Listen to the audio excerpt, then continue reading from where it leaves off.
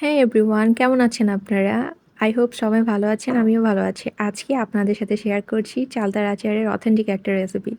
আচার যারা যারা ভালোবাসেন তারা অবশ্যই আমার সম্পূর্ণ ভিডিওটি কিন্তু শেষ করতে হবে। তো চলেন অথেন্টিক রেসিপিটা শেয়ার করেই দিই। এখানে হচ্ছে হলুদ গুঁড়ো এবং লবণ মাখিয়ে এটাকে সেদ্ধ করে নিয়েছিলাম চালতাটাকে। তারপর এটাকে সামান্য পরিমাণে আপনার সরিষার তেলে এটাকে একটু ভেজে নিচ্ছি।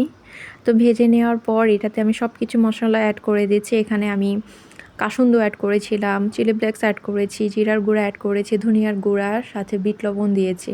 সব কিছু যখন আপনি একসাথে অ্যাড করে দিবেন, সাথে সাদা লবণটাও অ্যাড করে দিবেন। ঝাল আপনার প্রয়োজন মতো আপনি দিয়ে দিবেন, যতটুকু ঝাল খেতে চাচ্ছেন। এরপর এটাকে আমি বেশ কিছুক্ষণ ধরে কষাবো। কষানোর পর আমি এটাতে ভিনেগার দিয়ে দিব। ভিনেগার এটা আপনি আপনার স্বাদ মতো দিয়ে দিবেন। আমার এখানে 2টো চালতা ছিল, আমি আমার পরিমাণ মতো এখানে দিয়ে দিয়েছি। এরপর এটাতে আমি হচ্ছে গুড় অ্যাড করে দিব। তো আমার গুড়টা ছিল আপনার লিকুইডই, মানে লিকুইড টাইপের, তো আমি এখানে পরিমাণ মতো দিয়ে দিচ্ছি। এরপর এটাকে খুব সুন্দর করে নাড়ায় চাড়ায় একটু ঢেকে রেখে দিবেন 10 মিনিটের জন্য।